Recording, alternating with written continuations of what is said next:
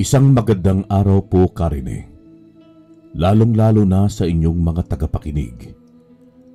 Ang akin pong ikukwento ay tungkol sa buhay naming dalawa ng kakambal ko. Tawagin niyo na lamang ako sa pangalang Danny at ang bunso kong kapatid na si Dave. Tubong Davaoenyo kami at ngayon nga ay naninirahan na sa Kabisayaan.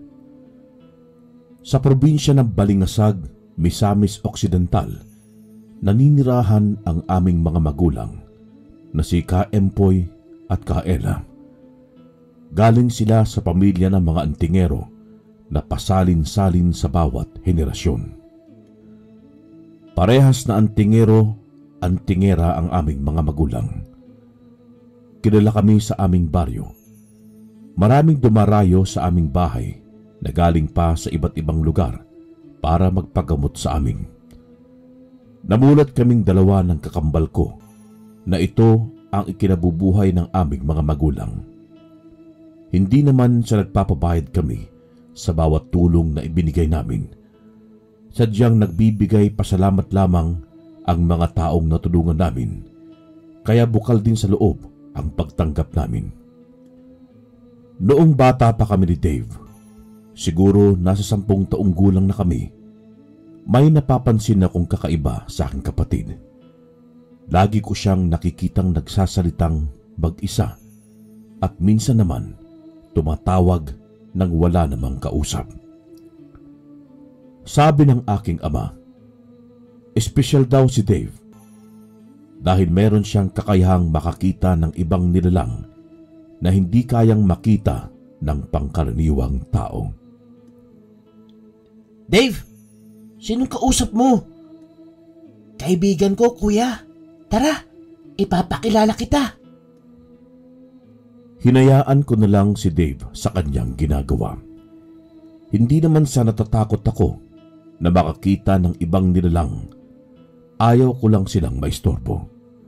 Kaya ang ginawa ko, naglakad-lakad na lang ako sa mga palayan para lumanghap ng sariwang hangin.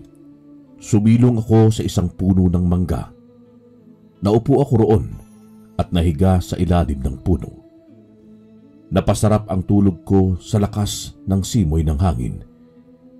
Hindi ko namalayang gabi na pala nang ako'y nagising.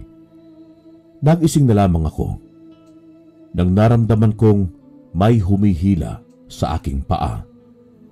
Agad naman akong napadilat. Kitang-kita ko ang isang kubot na hila-hila ang isa kong paa. Ngayon ko lang sila nakita sa aming lugar. Kubot ang tawag sa mga aswang na gumagamit ng mahabang buhok para patayin ang kanilang biktima. Buhaghag at malago ang kanyang buhok. Napasigaw ako sa takot. Kitang-kita ko ang itsura ng kubot na nakangiti sa akin. Mapupula ang kanyang mga mata. Matutulis na mga kuko at ngipin. Pumiglas-piglas ako sa pagkakahawak ng buhok niya sa aking paa hanggang sa nabitawan niya ito. Bigla akong tumayo at kumaripas ng takbo. Hinabol ako ng mga buhok niya hanggang sa ibinitin niya ako patiwarik. Tulong! Tulong! Tulungan niyo ako! Sigaw ako ng sigaw para may makarinig sa akin. Aktong lalapain na ako ng aswang nang biglang dumating ang aking ama na si Ka Empoy. Lumayas kang aswang ka! Layas! Hinampas ng aking ama ang aswang sa katawan nito, pati sa buhok. 3 beses niya itong pinalo ng buntot pagi. Agad naman akong nabitawan at nahulog sa lupa. Tumayo agad ako at tumakbo papunta sa aking ina na si Ella. Humanda kayo sa akin. Babalikan ko kayo. Saad ng aswang sa aking ama. Tumakas ang aswang at nagtungo sa loob ng talahiban. Susundan pa sana ito ng aking ama, ngunit pinigilan lang siya ng aking ina. Umuwi na kami agad sa bahay dahil naiwan lang mag-isa si Dave nang walang kasama. Danny, sabi ko naman sa'yo wag na wag kang lalayo sa ating bahay. Tingnan mo, muntikan ka nang lapain ng aswang. Pasensya na po, Itay. Hindi na po mauulit. Samantala, sa kabilang ibayo, Anak, sinong may gawa nito sa'yo? Si Kaempoy, Ama. Ipaghiganti mo ako.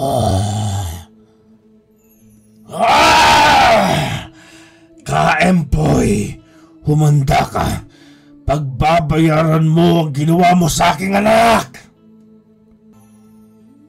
nakauwi na kami ng bahay nang maabutan namin si Dave na nakaupo sa hagdan ng aming kubo. Masaya niya kaming sinalubong sa labas ng bahay at niyakap ako. Kuya, buti na lang alam ng kaibigan ko kung nasaan ka. Kung hindi ko pa sinabi kila inay at itay, malamang nilapa ka na ng aswang. Nagulat ako sa sinabi ni Dave. Talagang may angking kakayahan talaga ito na hindi makita ng iba. Salamat, Dave, ha. Pakisabi sa kaibigan mo, salamat. Kinabukasan, pumutok ang bali-balitang may gumagala na aswang sa aming lugar. May isang babaeng buntis ang nabiktima ng aswang. Ayon sa mga pulis, wakwak ang tiyan nito at labas lahat ng labang loob, pati katawan ng sanggol ay lasog-lasog na. Ay, nagsisimula na silang umatake ngayon. Dapat natin silang paghandaan kung sakaling sumugod sila. Sabi ni Itay sa aking ina. Sumapit ang gabi nang mapagpasyahan ng aming magulang na magbantay muna sa labas ng bahay. Habang kaming dalawa naman ni Dave ay natutulog na. Si Itay naman ay nagsiga ng apoy sa labas ng bahay habang si Inay naman ay nakaupo sa upuang kawayan habang nagkakape. Nagpaalam ang aking ina na mag-iikot lang siya saglit sa labas. Pinayagan naman ito ng aking ama dahil pareha silang may kakayahan na kalabanin ang mga aswang. Sa paglalakad ng aking ina, hinarang siya ng 8 lalaki. Nagpalit ito ng anyo sa kanyang harapan at naging halimaw ang mga ito. Sumugod ang 3 aswang habang ang iba naman ay nanonood lang sa kanilang duelo. Maraming natamong sugat si Inay sa kanyang katawan. Dahil isa siyang antingera, lahat ng natamo niyang sugat at kalmot ay unti-unting naghihilom. Napatay niya ang 4 na halimaw gamit ang kanyang tansong balisong hanggang sa lumabas ang hari ng kadiliman. Nakipagduelo rin siya sa hari ng kadiliman. Kahit na pagod ito, ay pinilit pa rin niyang lumaban. Tagisan sila ng lakas sa lakas, bilis sa bilis. Hindi kinaya ni Inay ang matagalang pakikipagduelo sa hari ng aswang dahil malakas ang kanyang nakalaban, kaya natalo ito. Napatay ng hari ng aswang ang aking ina. Binuhat niya ang katawan ni Inay at dinala sa tapat ng kubo namin. Nagulat pa ang aking ama na nahulog galing sa itaas ang katawan ng aking ina. Nilapitan niya ito at iniharap mula sa pagkakadapa. Ella! Ella! Gumising ka! Ella! Duguan ang buong katawan ng aking ina. Marami din itong sugat na natamo. Mula sa kadiliman, lumabas ang hari ng mga aswang na si Agon. Narinig ko lahat ng ingay sa labas, Karine. Kaya napadungaw ako sa siwang ng bintana ng aming kwarto. Kitang-kita ko ang itsura ng hari ng aswang. Meron itong malalaking sungay sa kanyang noo, mga pakpak na kagaya ng pakpak ng isang paniki. May matutulis na ngipin at mahahabang kuko. Ikaw ang pumatay sa aking asawa! Magbabayad ka! Patas na tayo, Empoy. Pinatay mo ang aking anak kapalit ng buhay ng iyong asawa. Sinong anak ang pinagsasabi mo? Huwag ka nang magbaang-baangan pa. Ikaw ang pumatay sa anak ko. Hindi ko napigilan ang aking sarili, Karine. Lumabas ako ng bahay at pinuntahan sila inay at itay. Iyak ako ng iyak nang makita ko si inay nang wala ng buhay. Nabaling naman ang aking atensyon sa hari ng kadiliman. Si Agon na aktong susugurin ko na siya nang awatin ako ng aking ama. Ako papatay sa'yo! Magbabayad ka sa pagkawala ng aking ina! Tanging pagtawa lang ng malakas ang narinig ko sa hari ng aswang at tuloy na itong nilamon ng kadiliman. Lumipas ang 10 taon. Isa na rin kaming ganap na antingero ni Dave. Si Dave ay may kakayahang manggamot ng iba't ibang uri ng mga sakit sa pamamagitan ng mga halamang gamot. Kasama na dito ang paggamit niya ng kakayahan ng lihim na dasal. Si Itay ang naging gabay namin kung paano maging isang antingero. Tinuruan niya kami kung paano gumawa ng mga pangontra para proteksyon sa aming dalawa. Nagkaroon din kami ng mga burda sa katawan na mga Latin ang nakasulat. Pangontra laban sa mga matutulis na bagay para hindi kami masaktan.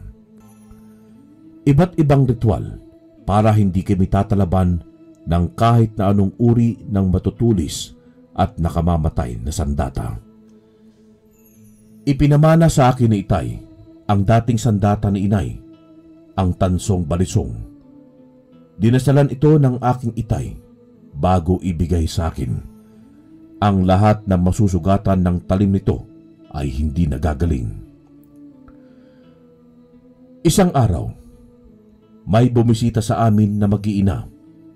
Isang ginang na nasa edad 45 anyos. Tawagin na lang natin sa pangalang Pamela. At isang 20 anyos na dalaga na si Wendy.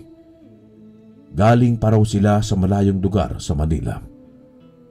Humihingi sila ng tulong sa aking ama dahil kilala ito bilang magaling na manggagamot. Ang dahilan nito, kinulam daw ang kanyang anak na si Wendy.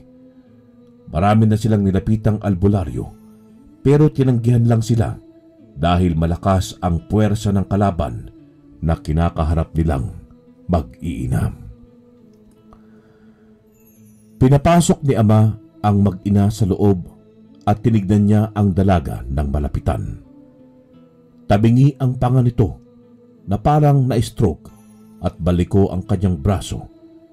Lagi rin daw itong balisa at binabangungot gabi-gabi. Talagang pinarusahan siya ng taong gumawa nito sa kanya.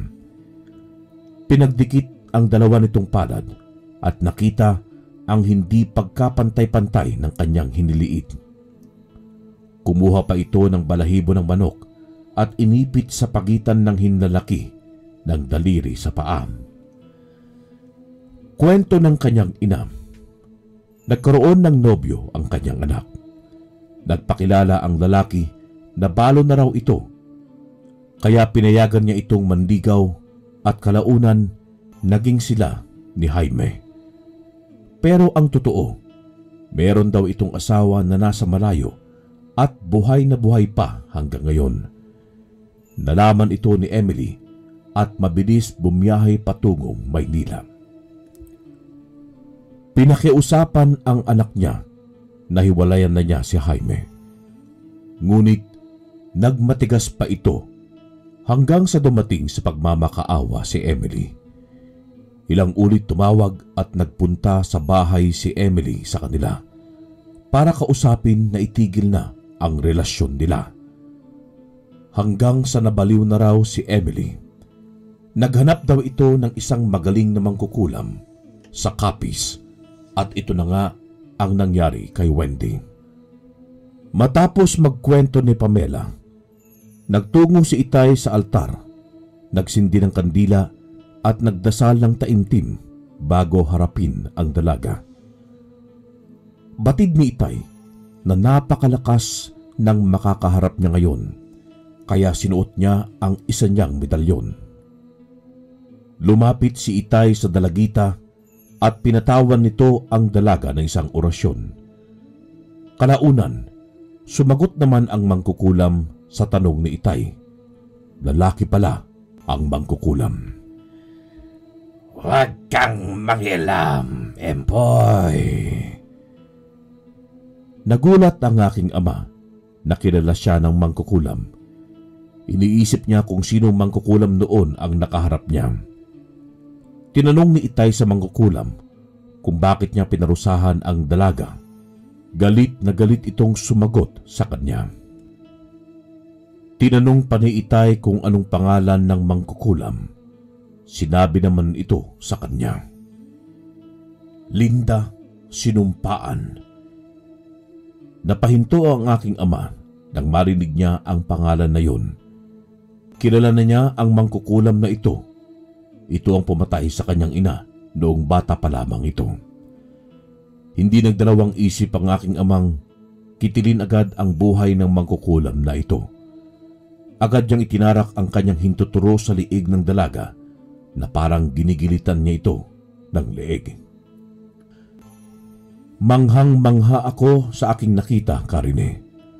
Bumalik na rin sa dating itsura ang dalaga. Hudyat na napatay ni Itay ang mangkukulam. Laking pasasalamat ng mag-ina dahil natapos na ang pangkukulam sa dalaga. Lumipas na rin ang ilang taon, Karine. Namayapa ng aking ama dahil na rin sa kanyang katandaan. Bago siya mamatay, may ibinigay siya sa amin ni Dave na anting-anting na minana niya pa sa kanyang mga magulang. Kaming dalawa na lang ni Dave ang nagpatuloy sa tradisyon ng aming magulang. Nagpalakas pa kami lalo ni Dave. Natuto na rin kaming kumuha ng ibang mga engkanto at gawin itong mga mutya. Habang nag-iikot kami ni Dave sa kagubatan, may narinig kaming mga kaluskos sa likod ng mga halamanan. Nagtago kami sa likod ng mga puno at sinilip kung sino ang nilalang na nagtatago sa likod. Nagulat pa kaming dalawa, Karine, nang lumipad ang isang nilalang na kalahati ang katawan. Lumipad ito papalayo at kami naman ay nagtangkang silipin ang naiwang katawan nito. Nakakasuka ang itsura. Mga naiwang lamang loob na tumitibok-tibok pa. Sinipa ng manananggal ang ari ni Dave nang tangkain nitong hawakan ang mga labang loob. Sabay takbo naman ng kalahating katawan ng manananggal. Pwede palang mangyari yun. May isip ang katawan ng pang-ibaba ng manananggal. Agad naman kaming nagtago nang maramdaman naming paparating ang manananggal. Nagkakutob ito na may nangyayari sa kalahati niyang katawan. Binitbit ng aswang ang kanyang katawan at lumipad muli papalayo. Hindi na namin ito nahabol, Karine, kaya nagpasya na lang kaming umuwi. Kinabukasan, pumutok ang balita sa aming baryo na may nabiktima na naman daw ang halimaw. 2 lasinggero ang namataang patay sa gilid ng kalsada. Wakwak ang tiyan at walang itinirang lamang loob. Haka-haka ng iba, hindi lang daw iisa ang manananggal na gumawa noon. Napaisip kaming dalawa ni Dave na baka yung manananggal na nakita namin kagabi ang may gawa. Dahil sa kapilyuhan ko, may naisip akong patibong para mahuli ang aswang na yun. Dave, samahan mo ko mamayang gabi, ha? Saan naman, kuya? Uhuli natin yung manananggal na nakita natin kahapon ng gabi. Game ako dyan, kuya. nang makapagiganti man lang sa pagsipa niya sa akin kahapon. Hating gabi na nang gumayak kami ni Dave palabas ng bahay. Tamang-tamang 12:00 ng gabi, lumalabas ang ibang nilalang. Sa paglalakad namin papasok sa loob ng gubat, may humarang sa aming isang malaking baboy. May itim ang kanyang balahibo at nanlilisik ang kanyang mapupulang mata. Aktong susugurin niya kami nang biglang sumulpot sa kabila ang isang manananggal at dinakma ang baboy ramo. Sa gulat namin, nagtago muna kami sa mga halamanan. Nakita namin kung paano inihagis ng manananggal ang baboy ramo sa malayo.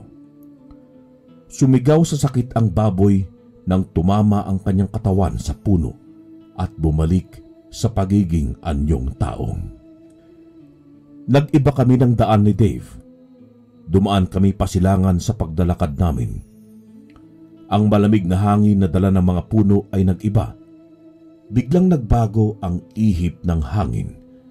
Parang maalinsangan ang pakiramdam ko noon. Bumaho ang hangin. Sobrang baho. Hindi ko maintindihan ang amoy na parabang nabubulok na karne na inuuod na. Nagtakip kami ng panyo sa aming mukha para hindi namin gaanong malanghap ang nakakasulasok na amoy nito. Sa paglalakad namin, nakaramdam ako ng mga yabag sa paligid na parabang may mga sumusunod sa aming dalawa. Napahinto pa ako nang makita ang mga taong nakahubad na nagtatago sa anino ng mga puno. Nakadapa ang mga ito kung maglakad. Unti-unti silang lumabas sa anino ng mga puno papalapit sa aming dalawa.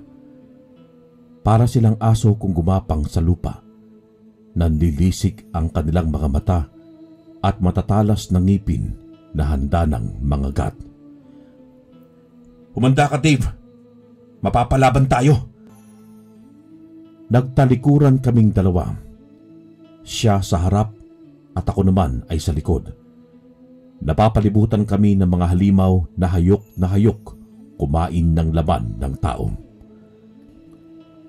Sabay-sabay silang sumugod sa amin. Inilabas ko ang aking tansong balisong na nakasiksik sa aking tagiliran at si Dave naman ang kanyang itak na mahaba. Pinagtataga ni Dave lahat ng umaharang sa kanyang daraanan. Lahat ng natamaan nito ay nagiging abo. Bawat sugod sa akin ng mga halimaw, pinatatamaan ko sila sa leeg na parabang ginilitan ko ito. Bawat sugat na aming natatamo sa katawan ay unti-unting naghihilom dahil sa agibat na meron kami.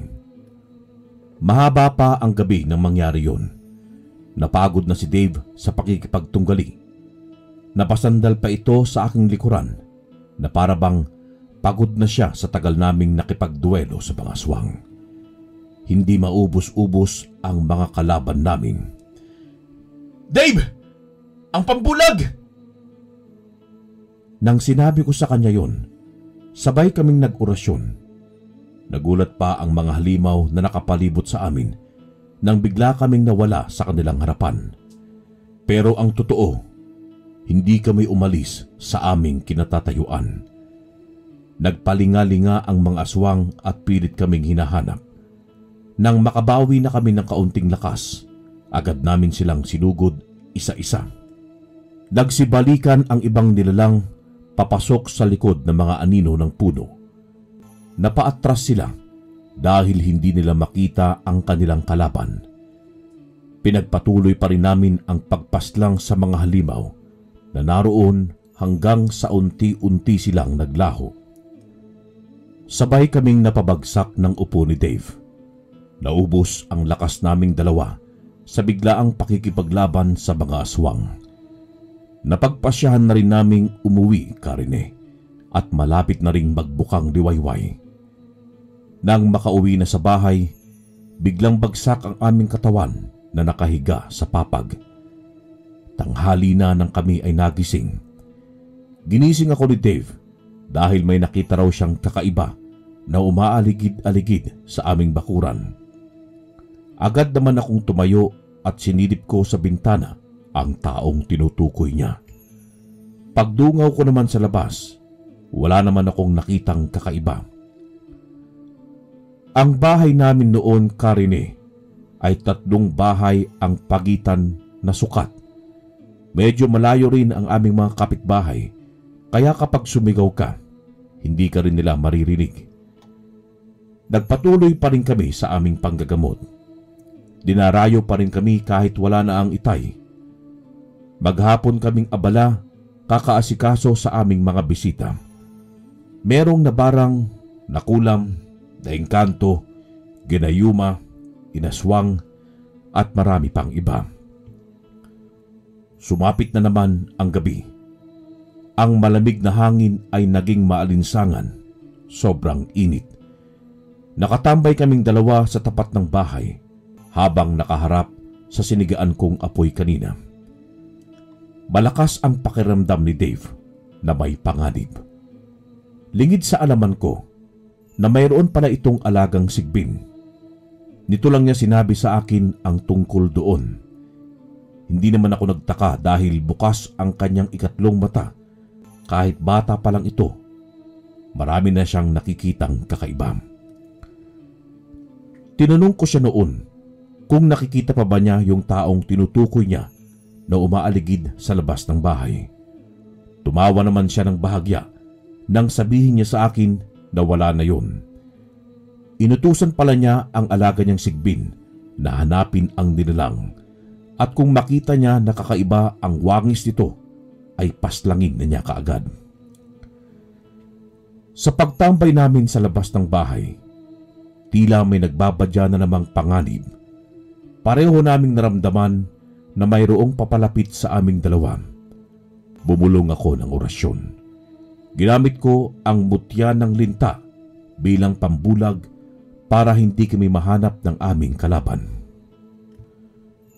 Habang nakaupo kami sa labas ng bahay, unti-unting lumabas ang mga aswang.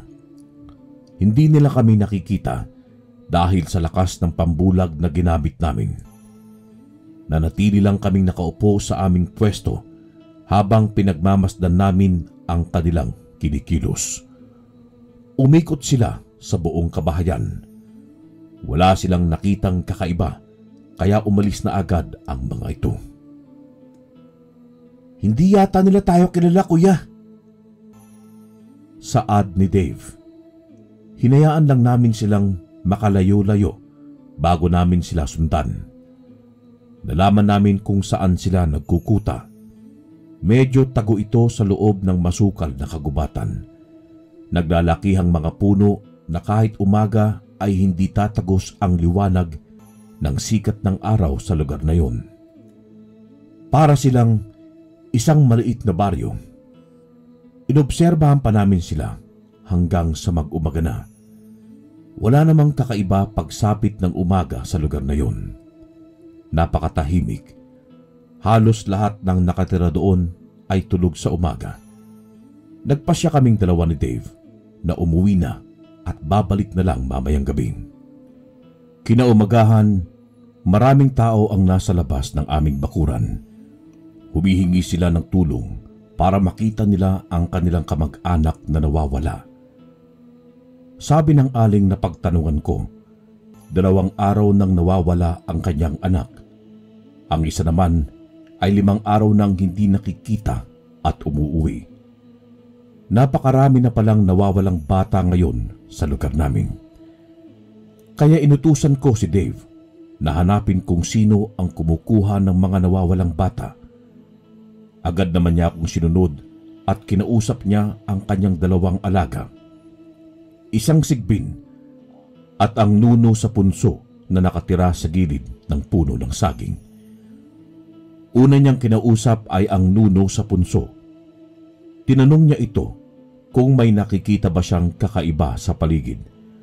Maraming bata ngayon ang sunod-sunod na nawawala nitoong nakaraang araw.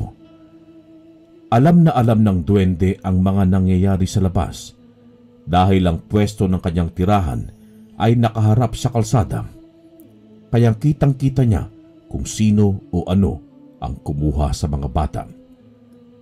Ayon sa kwento ng kaibigan niyang duwende, isang grupo ng mga kiwig ang nangunguha ng mga nawawalang bata ngayon. Normal ang kanilang itsura sa umaga, kaya hindi mahalatang kakaiba sila.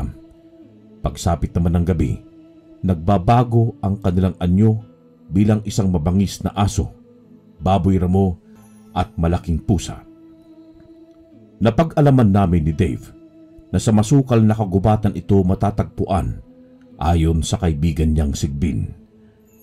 Sa pagsapit ng gabi, nagplano kaming dalawa ng kakambal ko na obserbahan ang kuta ng mga kiwig. 9:00 na ng gabi, nagpasya kaming sugurin ang masukal na kagubatan. Malayo-layo rin ito. 1 oras mahigit ang aming nilakad bago makarating sa sinasabing kuta ng mga kiwig. Kuya, di ba ito'y nakita nating kampo? Napuntahan na natin ito kahapon. Tanging pagtango na lang ang naisagot ko sa sinabi ni Dave. Nagtago kami sa mga malalaking dahon ng puno habang ang mga kiwig ay isa-isa nang lumalabas ng kanilang kampo. Isa silang pamilyang naroon. Meron silang tinatawag na pinuno. Ito ang nag-utos sa kanila na kumuha ng mga batang ligaw at ialay nila sa kanilang Panginoon. Lumapit pa kami ni Dave sa kanilang kuta. Inikot namin ang likod ng kabahayan nila. Napakalansa, napakabaho, nakakasuka ang amoy. Napasilip pa ako sa isang bahay na nakakandado.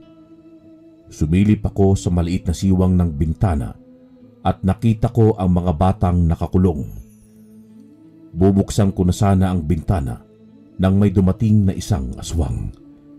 Nagtago ako sa likod ng bahay habang si Dave ay umikot na sa kabila.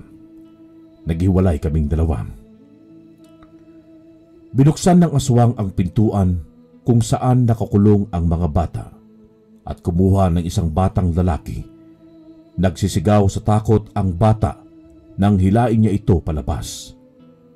Narinig ito ng iba pa niyang kasama sa loob at naghiyawan silang lahat sa takot.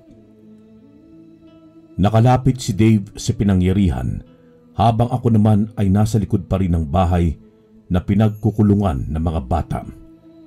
Hila-hila ng aswang ang batang lalaki.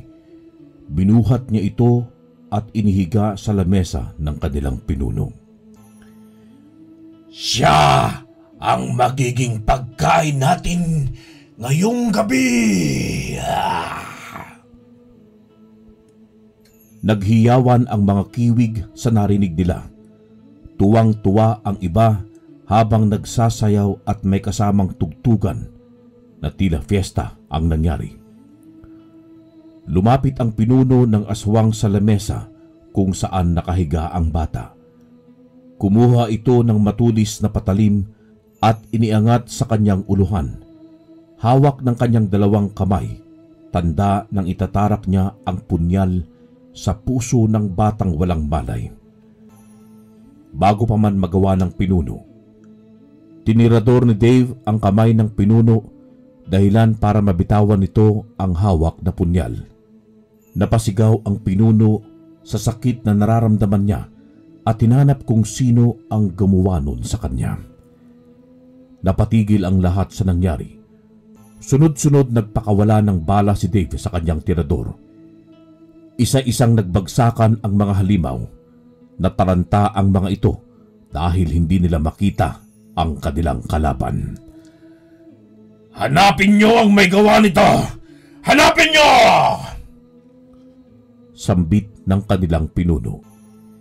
Ito na ang pagkakataon na mapalaya ko ang mga bata. Sinira ko ang lock ng pintuan at mabilis na binuksan ito. Nagulat pa ang mga bata nang mabungaran ako. Pinalabas ko sila isa-isa at tinuro ang daan kung saan sila ligtas. Sumunod naman sila sa aking utos hanggang sa nakatakas na kaming lahat. Dinala ko ang mga bata sa isang lugar na pwede nilang pagtaguan saglit. Nagbilin ako sa kanila na huwag silang lalabas o aalis sa kanilang pwesto para hindi sila mapahamak. Agad naman silang sumunod at nagtago sa mga malalaking dahon ng puno.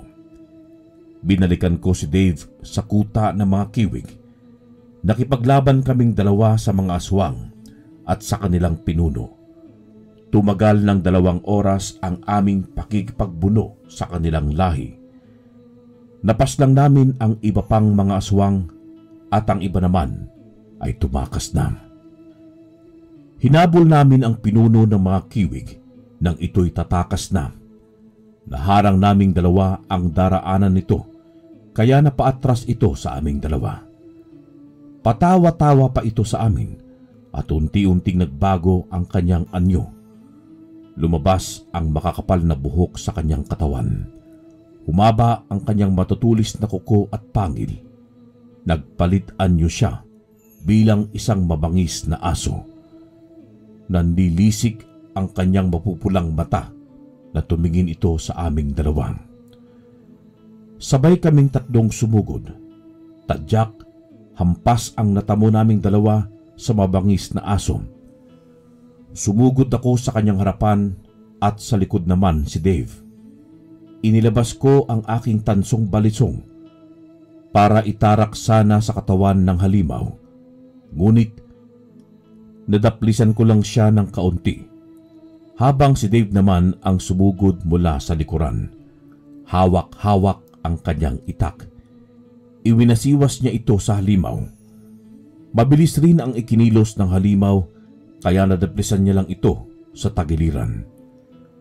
Sa tagal ng aming pakikipagbuno sa pinuno, nakaramdam na rin ito ng kapaguran, hudyat na para makahanap kami ng tiyempo para siya'y salakayeng muli. Pagod na rin kaming dalawa ni Dave. Nakaluhod na ang isa nitong tuhod sa lupa habang nakatukod ang kanyang siko sa itak niyang nakabaon sa lupa.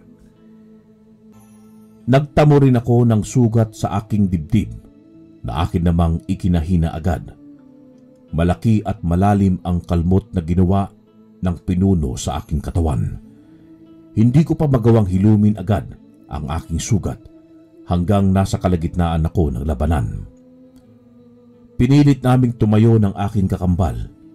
Inilabas namin lahat ng natitira pa naming lakas para mapaslang ang pinuno ng kiwig. Gumamit kami ng pinakamalakas na pambulag, yung tipong akala ng halimaw hindi na kami nakagalaw sa aming kinatatayuan. Gumamit kami ng ritual para makalapit sa kanya nang hindi niya napapansin. Buong lakas kong itinarak ang aking punyal sa puso ng pinuno. Napaluhod ito sa aking harapan, hawak-hawak ang aking punyal. Habang si Dave naman ay iwinasiwas ang kanyang itak sa leeg ng pinuno upang matanggal ang kanyang ulo. Tumilapon ang ulo ng pinuno kasabay ng pagbagsak ng katawan nito sa lupa. Napanood din kaming dalawa sa sobrang pagod at sugat na natamo namin. Inalalayan ako ni Dave makatayo. Inakay niya ako papunta sa mga bata kung saan ko sila iniwan kanina. Pasikat na rin ang bukang liwayway noon, kaya medyo maliwanag na ang aming dinaraanan kasama ang mga bata. Sabay-sabay kaming lumabas ng gubat. Masaya ang mga batang makauwi na rin sila sa kani-kanilang mga tahanan. Nang makalabas na kami ng gubat, dali-daling nagtakbuhan ang mga bata pauwi ng kanilang tahanan. Masaya kaming dalawa ng kakambal kong nakatulong kami sa aming mga kababaryo. Akay-akay pa rin ako ni Dave hanggang makauwi ng bahay. Naupo ako sa upuang kawayan at napasandal saglit. Tinulungan ako ni Dave na magamot ang kalmot na gawa ng halimaw sa aking dibdib. Sobrang laki at malalim ang naging sugat ko. Lumipas ang 1 linggo bago naghilom ang mga sugat na aking natamo. Buti na lang, nandyan si Dave para tulungan ako. Marami rin siyang ginawang gamot para ipahid sa aking dibdib na agad namang gumaling. Noon pa man, kilala na ang aming pamilya sa panggagamot sa aming lugar. Ngayon, mas lalo kaming nakilala ni Dave. Hindi lang sa panggagamot, kundi pati sa pakikipaglaban sa mga alagad ng kadiliman. Hanggang ngayon, Karine, ay ipinagpatuloy pa rin namin ang pagtulong sa aming kapwa kahit parehas na kaming may kanya-kanyang pamilya. Magkasama pa rin kami ni Dave hanggang ngayon at sabay pa rin kaming lumalaban sa mga aswang. Ipinapasa rin namin ang aming kakayahan sa aming mga anak. Maraming salamat po sa matiyagang pakikinig ng aming kwento. Hanggang dito na lamang. Muli, ako si Danny ng Panapo City. Wakas.